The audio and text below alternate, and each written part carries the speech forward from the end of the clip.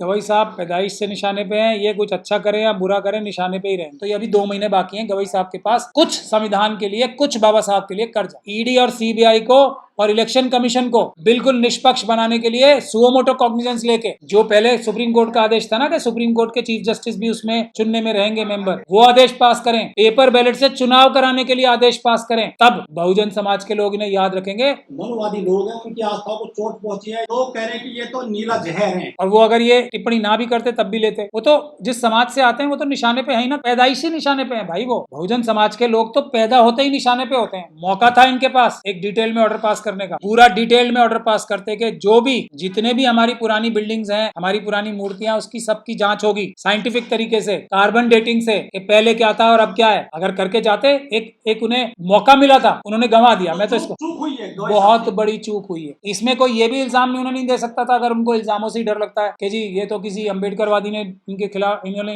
Petition डाली उसमें इन्होंने फेवर कर दिया, ये तो किसी ब्राह्मणवादी ने डाली थी ना। इसमें फैसला करते एक अच्छा तथ्यात्मक रूप से बढ़िया फैसला करते, सारा दूध का दूध और पानी का पानी 1000 साल का 2000 साल का हो जाता। ताजमहल का भी पता लग जाता कि वो मंदिर था या शाहजहां ने ही बनवाया था। जामा मस्जिद का भी पता लग जाता, बाबरी मस्जिद का भी पता लग जाता। मैं देखना ही नहीं चाहता किसी, मैं तो जजमेंट्स देखता हूँ।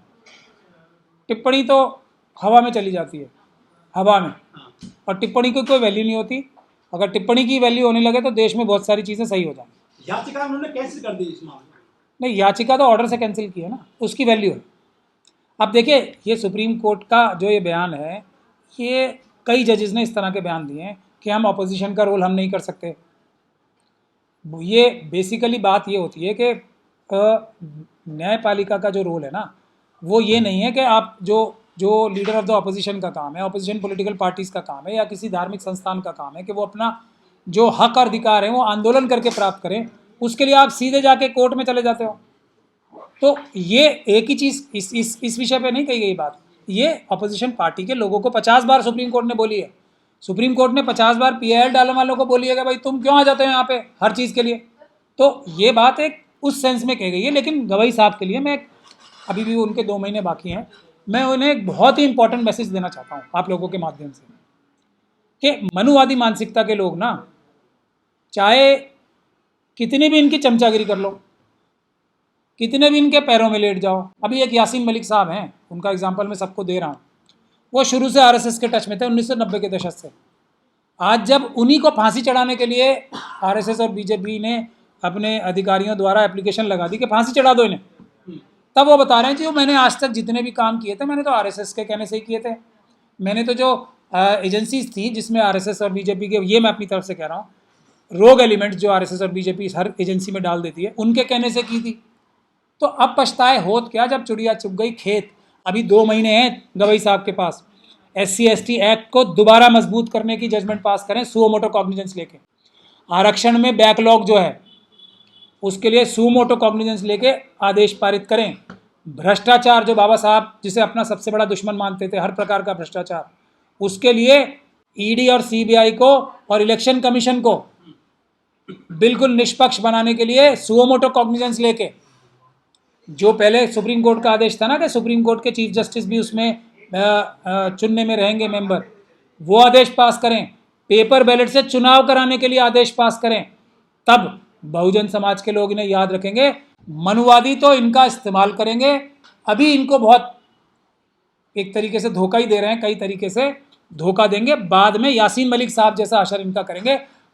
मायावती जी का हाल देख लो ना, आप हमारे किसी लीडर का हाल देख लो जिसने इनसे बात भी की है, उसका हाल देख लो किसी भी बहुजन समाज के लीडर का। तो ये अभी 2 महीने बाकी हैं गवई साहब के पास कुछ संविधान के लिए, कुछ बाबा साहब के लिए कर जाए।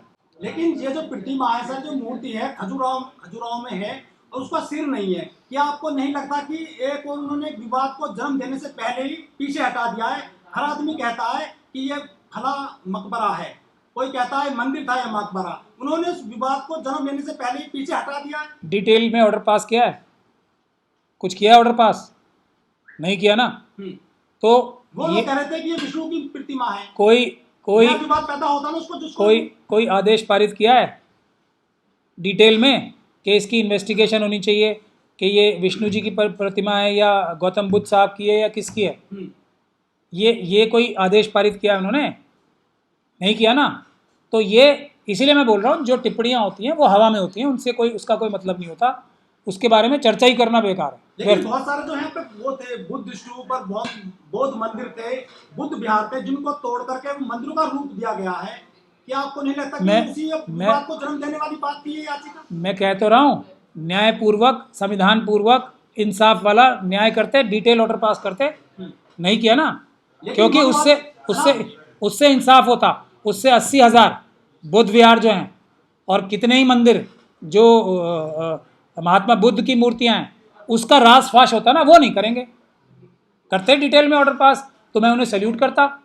लेकिन चोट मारी है, हाथ किया, नहीं, मैं नहीं मानता इसको रखा है ताकि ये पिटीशन दोबारा कभी फाइल हो और उसके बाद इसमें गलत ऑर्डर पास हो, इसलिए उन्होंने उसके खिलाफ कोई डिटेल ऑर्डर पास नहीं किया। सुप्रीम कोर्ट का ये कानून है कि अगर किसी विषय पे डिटेल्ड का ऑर्डर पास नहीं किया गया तो उसको दोबारा भी रिवाइव किया जा सकता है। लेकिन कुछ लोग ये कह रहे हैं कि ये जो सनातनी है या जो मनुवादी लोग हैं, उनकी आस्थाओं को चोट पहुंची है, ये जो है इस तरह से टिप्पणी करी है, वो पीछे पड़ गए हैं, उनको निशाने पर लिया हुआ है गवई साहब को। और वो अगर ये टिप्पणी ना भी करते तब भी लेते। वो तो जिस समाज से आते हैं वो तो निशाने पे है ही ना, पैदाइशी निशाने पे हैं भाई। वो बहुजन समाज के लोग तो पैदा होते ही निशाने पे होते हैं, नहीं होते? बताओ आप मुझे। तो निशाने पे से हटने के लिए उन्हें एक डिटेल, उनके पास एक मौका आया था, उनको एक डिटेल तथ्यात्मक रूप से लंबा ऑर्डर पास करना था और 5 जजों को बिठा के करना था कि भाई ये है, ये क्या मजाक किया एक तरह का? बिल्कुल हाँ। जो बहुजन समाज के लोग हैं उनके साथ असली अन्याय तो ये किया है कि इसको डिटेल्ड ऑर्डर पास नहीं किया। मेरा तो ऐसा मानना है। बाकी तो अभी 2 महीने हैं, उसको बुला ले पिटिशनर को वापस। उनके बयान को किस तरह देखते हैं आप? मैं उसको किसी भी तरह नहीं देखना चाहता। मैं ये समझता हूँ कि इससे ब्राह्मणवाद को फ़ायदा पहुँचेगा। एक मौका उनके पास आया था एक चीज़ को डिटेल्ड में, कि आर्कियोलॉजिकल सर्वे की एक टीम बनाते हैं, एक साइंटिफिक तरीके से हर जगह की जो भी पुरानी जगह हैं उनके लिए उनका विश्लेषण करने की एक ट्रांसपेरेंट एक टीम बनाते, एक तरीका SOP बना के जाते। उससे दूध का दूध और पानी का पानी हज़ारों साल का हो जाता। वो नहीं किया उन्होंने, मौका आने के बाद भी नहीं किया। अब इसका आप ये बोल रहे हो कि मैं उनकी तारीफ करूं या उनके लिए मैं रक्षा करूं उनकी, तो मैं तो बिल्कुल नहीं करूंगा इस बात के लिए रक्षा। लेकिन अब से पहले जज रहे हैं गगोई साहब, उन्होंने आस्था के आधार पर 2019 में जजमेंट दिया था राम मंदिर का। सर वो मंदिर बन गया, राम मंदिर अयोध्या में। हाँ, तो ये वो काम क्यों करते हैं? ये तो अम्बेडकरवादी बताते हैं। किया ना विवाद का, ये बचाव नहीं किया, उसका बेड़ा गर्क किया।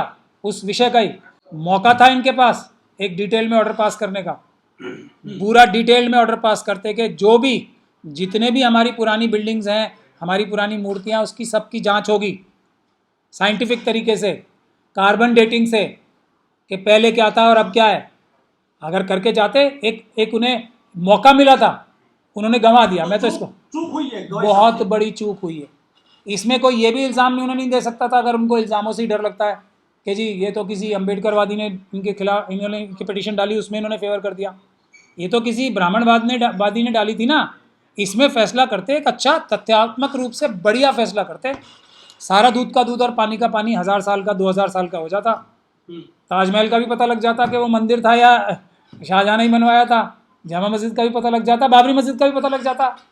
ऐसा ऑर्डर पास करके जाते ना, जो गोगोई साहब ने काम किया था उसको निरस्त करके जाते 5 जजों की बेंच बना के। लेकिन अब निशाने पर हैं, लोग कह रहे हैं कि ये तो नीला जहर है गवई साहब। उनकी कितनी तारीफ कर लें, कितना उनको गाली दे लें, निशाने पे तो वो जिस दिन पैदा हुए थे उस दिन से। बाबा साहब पैदा होते निशाने पे थे नहीं थे, तो बाबा साहब से बड़े आदमी तो नहीं है ना। हर व्यक्ति जो बहुजन समाज से है वो पैदा होते ही ब्राह्मणवाद के निशाने पे।